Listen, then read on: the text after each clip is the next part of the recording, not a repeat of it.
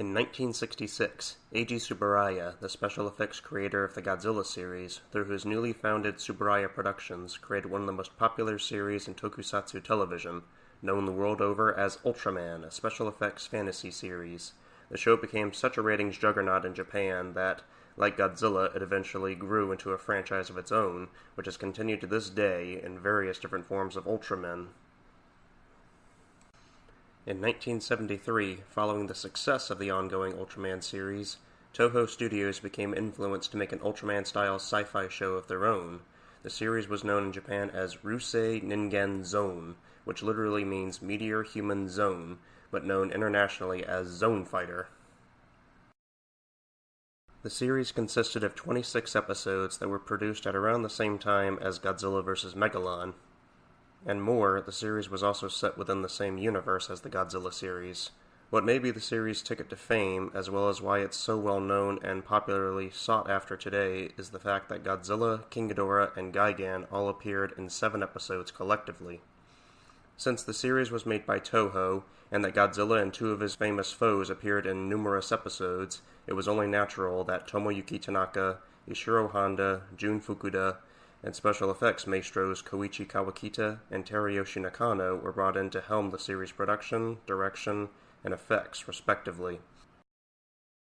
Borrowing their abundant experience with the tokusatsu franchise that began long before the show's pre-production stage, did they succeed in making a show that was capable of living up to the Henshin hero genre that was still in the middle of its golden age back in the early 70s? Is it truly worth the ownership of anyone seeking to collect the series today? Let's take a look and see what it was Toho was able to create with their minuscule budget. Premiering on April 2nd, 1973, just a little more than 2 weeks after the release of Godzilla vs. Megalon, the series centered around the Zone family, a family of 6 people that found sanctuary on Earth, following the destruction of their peaceful home planet, Peaceland, by the evil Garoga Empire. And yes, you heard that correctly. The Zone family's home world, which is populated by a race of peaceful alien people, is literally called Peaceland. Yeah. Little on the nose, right? After locating the whereabouts of the Zone family, the Garoga Baron maintained their space station somewhere in the far reaches of space, selecting Earth as the next target for their universal conquest. At the start of a new operation, the Garogas will send down a plethora of their henchmen, usually disguised as humans for camouflage, to track down the Zone family and attempt to kill them.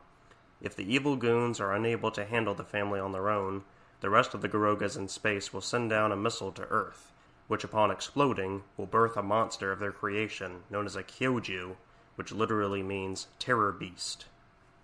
When a Kyoju is unleashed, Hikaru, also known as Zone Fighter, will transform into a blue and silver giant to clash with the beast and try to defeat it before his energy sustaining his gigantic form is completely exhausted. If the day's enemy is successfully defeated, the Garogas will halt their attack, always vowing to fight the family again in the future, while said family remains strong and diligent, always prepared to put their life on the line to keep their new home planet safe from the invaders at all costs. By now, you may be spotting at least a few parallels between this show and the Ultraman series. In particular, Ultraman Ace. Evil aliens in space want to take over the Earth, which is currently inhabited and protected by a good alien in the guise of a human.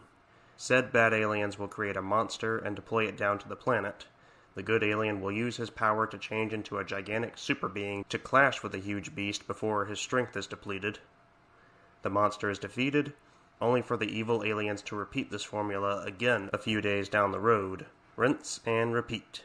And repeat. And repeat.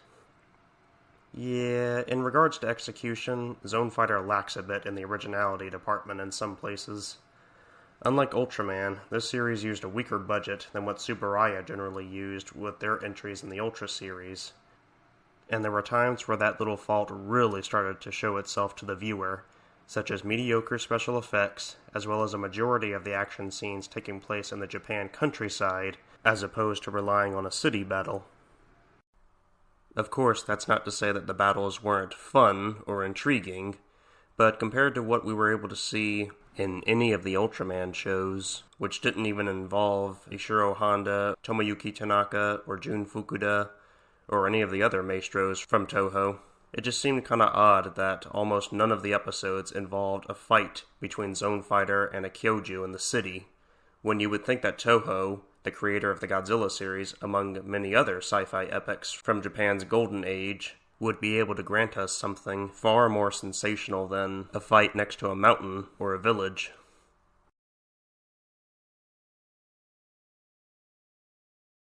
Living somewhere in Japan, the Zone family take on their new identity as the Sycamore Family. The oldest of the family is Raita Sycamore, otherwise known as Zone Great, played by Shiro Amakusa. When Zone Fighter is in danger during his bout with a Kyoju, Zone Great will utilize the Bolt Thunder, which unleashes a powerful lightning bolt that will strike the opposing monster with such amazing force that the creature will be knocked to the ground, or might even lose a limb. Unfortunately, using this ability drains Great's strength at immense proportions. Because of this, he can only use this power on rare instances throughout the course of the show. Then we have the father, Yoichiro Sakamori, played by Shoji Nakayama, who some of you may remember as Commander Kiriyama in the show Ultra 7. Assuming the identity of a human, he manages his own toy business, called the Sakamori Toy Research Institute. He'll help in fighting the Garogas when he's needed, but he spends most of the time advising his children on how best to combat the Garogas, as opposed to fighting with his children.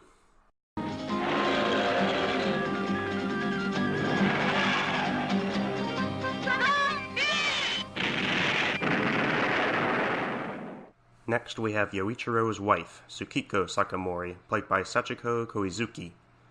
Other than offering some motherly advice every so often, and sending important messages to her children with the use of a contraption they have in their arsenal called a Zobot, during a Garoga invasion, she doesn't really contribute much to the series. As best I recall, she never even throws a single punch or kick at any enemy throughout any of the episodes. There's really not much left to say about her. She's basically just your stereotypical stay-at-home mom that we've already seen in countless TV shows throughout the decades. She's not there to participate in the superhero actions. She's just there to be motherly. Except when their presence is highly needed, the former three don't often enter the front line of the battlefield.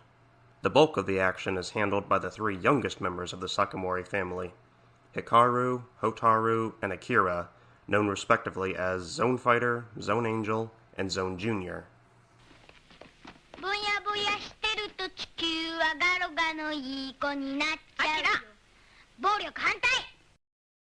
Under his human identity, Hikaru, played by Kazuya Aoyama, is a test driver for a car manufacturer.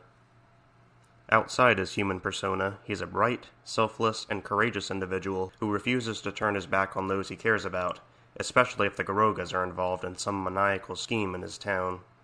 In a fight, he's often codependent on his family, often relying on them to help him defeat the enemy, whether it's a squad of Garogas or a terror beast that has just been deployed.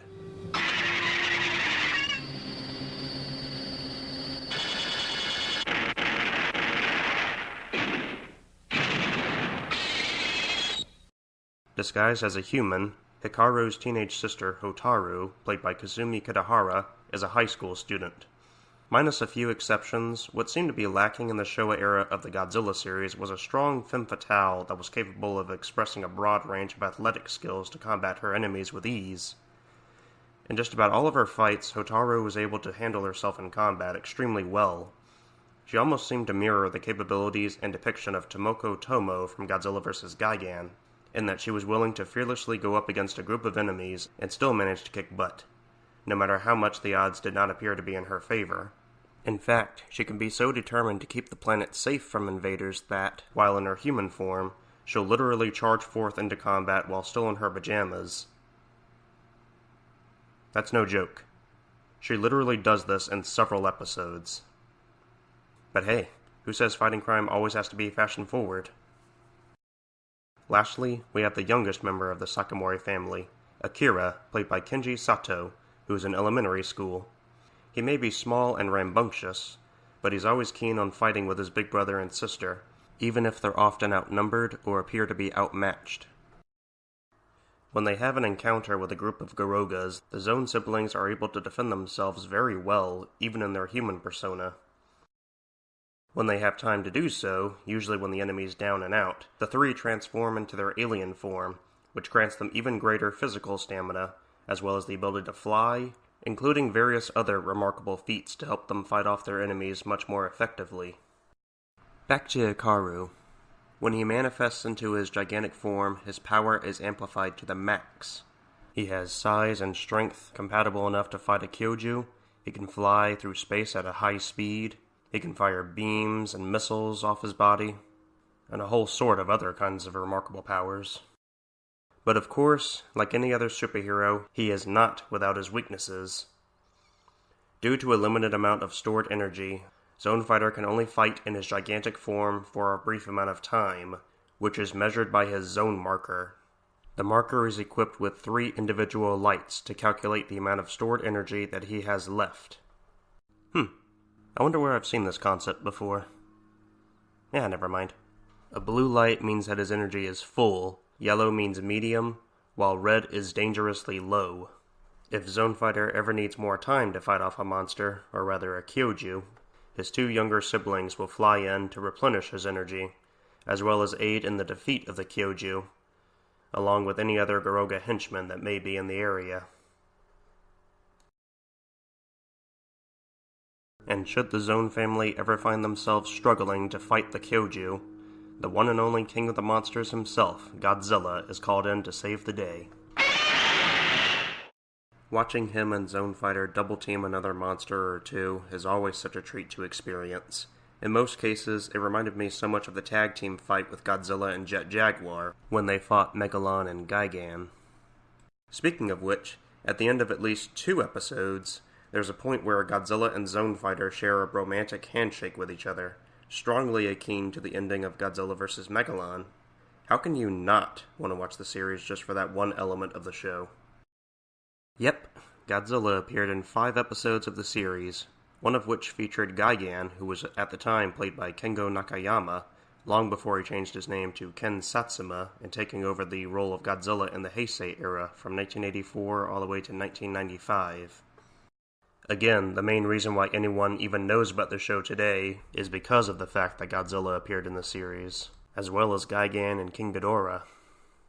And I have to say, it actually was really exciting to see an Ultraman-style tokusatsu series in which the titular hero actually teams up with Godzilla to fight off other monsters, as well as 2 other famous Godzilla monsters.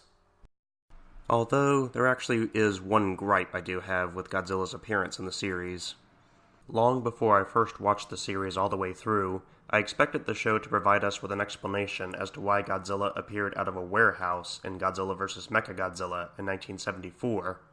That was never even mentioned by the characters in the movie, and the end to Godzilla vs. Megalon just showed Godzilla heading off into the distance.